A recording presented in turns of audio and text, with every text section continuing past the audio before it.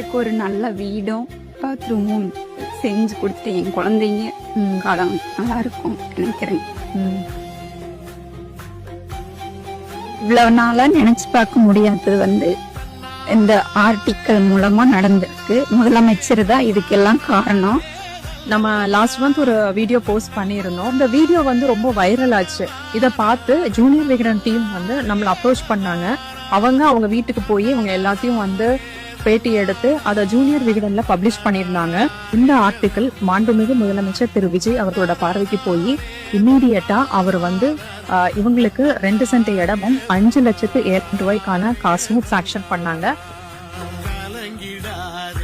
தளபதி விஜயண்ணா உடனே இந்த குடும்பத்துக்கு போய் உதவி செஞ்சிருக்கிறாரு. ஆனா இந்த மாதிரி நல்ல விஷயத்தெல்லாம் இந்த டிஎம்கே காரவங்க, இந்த சீமான் கட்சியை ஃபாலோ பண்றவங்க அவங்களும் இதெல்லாம் பேச மாட்டாங்க.